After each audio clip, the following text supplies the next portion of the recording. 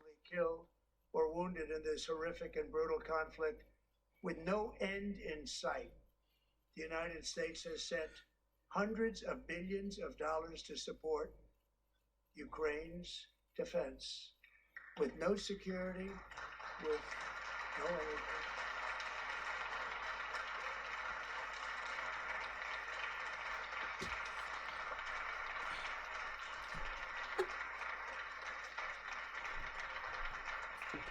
Do you want to keep it going for another 5 years?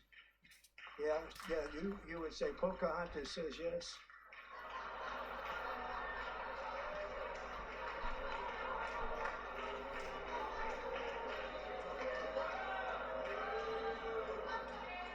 "2,000 people are being killed every single week. More than that. They're Russian young people. They're Ukrainian young people. They're not Americans. But I wanted to stop. Meanwhile, Europe has sadly spent more money buying Russian oil and gas than they have spent on defending Ukraine by far. Think of that. They've spent more buying Russian oil and gas than they have defending. And we've spent perhaps $350 billion like taking candy from a baby. That's what happened. And they've spent $100 billion.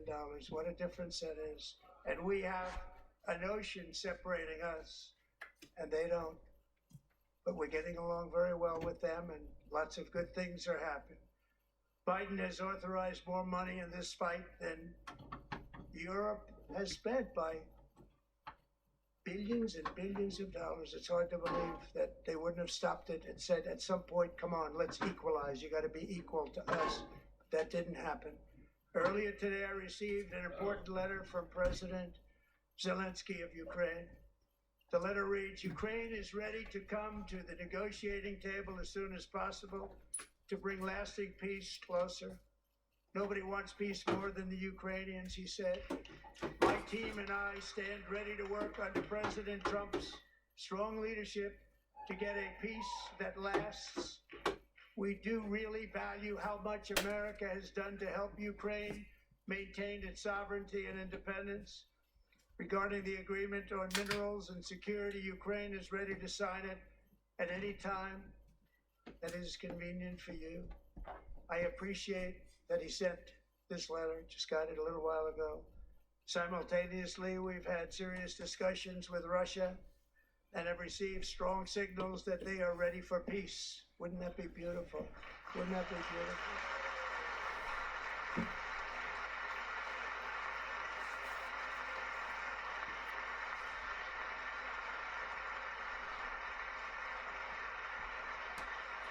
Wouldn't that be beautiful?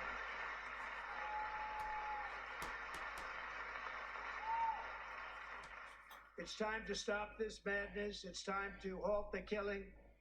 It's time to end the senseless war. If you want to end wars, you have to talk to both sides. Nearly 4 years ago, amid rising tensions, a history teacher named Mark Fogel was detained in Russia and sentenced to 14 years in a penal colony. Rough stuff. The previous administration barely lifted a finger to help him. They knew he was innocent, but they had no idea where to begin. But last summer, I promised his 95-year-old mother, Malphine, that we would bring her boy safely back home. After 22 days in office, I did just that, and they are here tonight.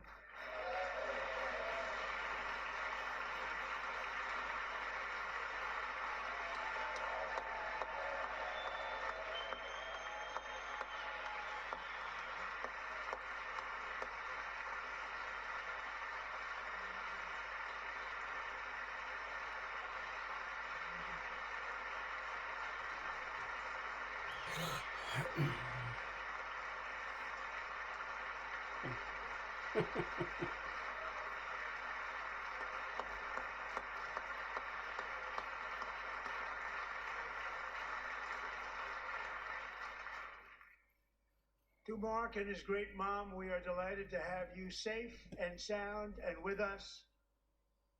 As fate would have it, Mark Fogel was born in a small rural town in Butler, Pennsylvania. Have you heard of it? Where his mother has lived for the past 78 years. I just happened to go there last July 13th for a rally. That was not pleasant. And that is where I met his beautiful mom right before I walked onto that stage. And I told her I would not forget what she said about her son. And I never did I? Never forgot. Less than 10 minutes later, at that same rally, gunfire rang out, and a sick and deranged assassin unloaded 8 bullets from his sniper's perch into a crowd of many thousands of people. My life was saved by a fraction of an inch, but some were not so lucky. Corey Comparator was a firefighter, a veteran, a Christian, a husband, a devoted father, and above all, a protector. When the sound of gunshots pierced the air, it was a horrible sound. Corey knew instantly what it was and what to do. He threw himself on top of his wife and daughters and shielded them from the bullets with his own body. Corey was hit really hard. You know the story from there. He sacrificed his life to save theirs. 2 others, very fine people, were also seriously hit. But thankfully, with the help of 2 great country doctors, we thought they were gone and they were saved. So those doctors had great talent. We're joined by Corey's wife, Helen, who was his high school sweetheart, and their 2 beloved daughters, Allison and Kaylee. Thank you.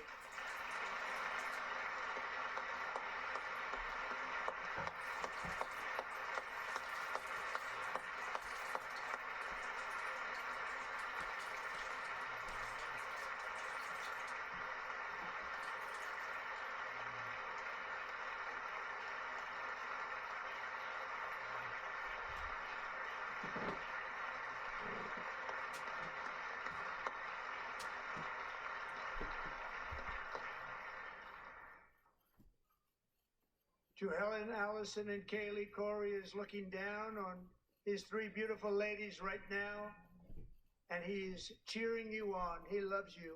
He is cheering you on.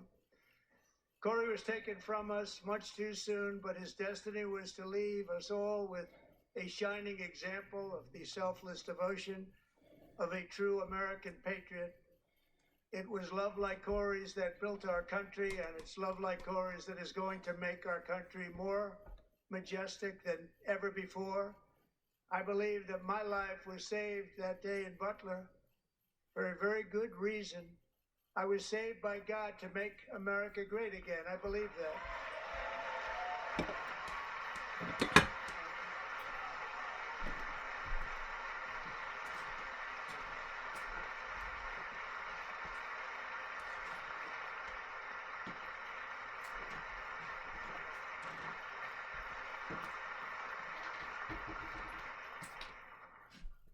Thank you very much. From the patriots of Lexington and Concord to the heroes of Gettysburg and Normandy, from the warriors who crossed the Delaware to the trailblazers who climbed the Rockies, and from the legends who soared at Kitty Hawk to the astronauts who touched the moon, Americans have always been the people who defied all odds, transcended all dangers, made the most extraordinary sacrifices, and did whatever it took to defend our children, our country, and our freedom. And as we have seen in this chamber tonight, that same strength, faith, love, and spirit is still alive and thriving in the hearts of the American people.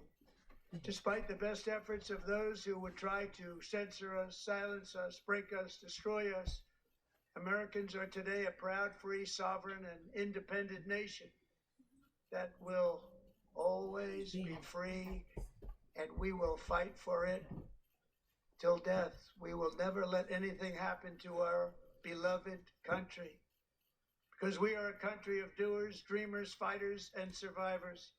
Our ancestors crossed a vast ocean, strode into the unknown wilderness and carved their fortunes from the rock and soil of a perilous and very dangerous frontier.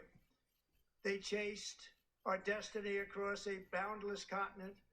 They built the railroads, laid the highways, and graced the world with American marvels like the Empire State Building, the mighty Hoover Dam, and the towering Golden Gate Bridge.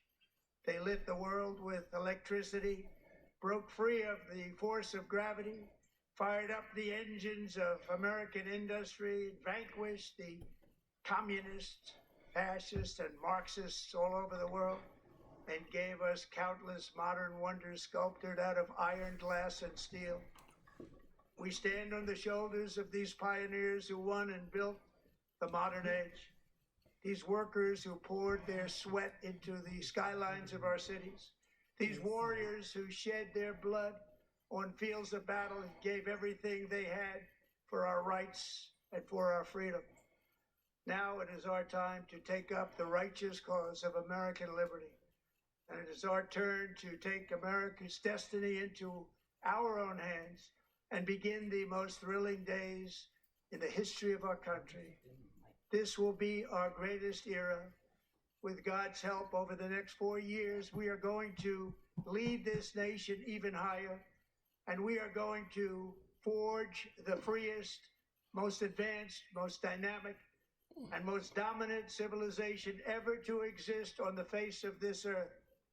We are going to create the highest quality of life, build the safest and wealthiest and healthiest and most vital communities anywhere in the world. We are going to conquer the vast frontiers of science, and we are going to lead humanity into space and plant the American flag on the planet Mars and even far beyond.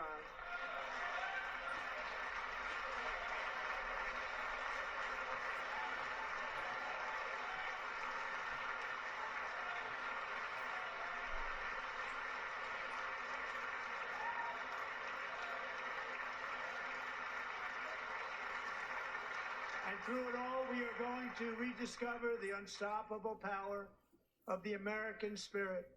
And we are going to renew unlimited promise of the American dream. Every single day, we will stand up and we will fight, fight, fight for the country our citizens believe in and for the country our people deserve.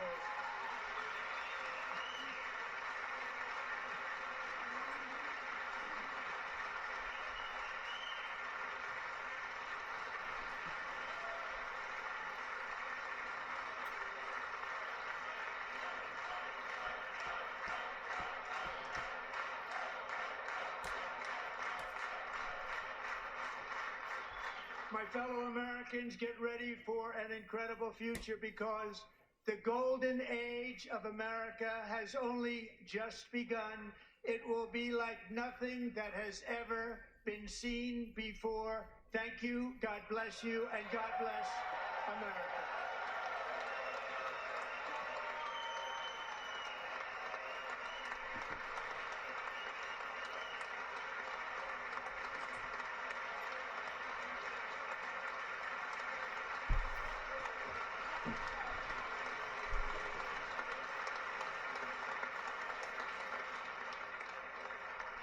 Well, that was quite a speech, and it was quite a night there in Washington. Watching Newsmax's live coverage, President Trump making history, one emotional moment after another, as he gave a very hopeful, optimistic look at the first 43 days and beyond, saying that America is back, the golden age is here, and it's only just begun. But within moments, Democrat lawmakers were interrupting it. Shouts, Congressman Al Green, who later said that he's already going to now introduce articles of impeachment against President Trump and charge that Mr. Trump is not civil after interrupting the speech. Just really incredible. Ed Henry here with Mercy Schlapp, as well as Rick Santorum and Luke Ball. And Mercy, when you look at some of the top lines here, this is now history as well, because it was the longest speech, I think, for a joint session. 1 hour and about 39 minutes, right? And that's longer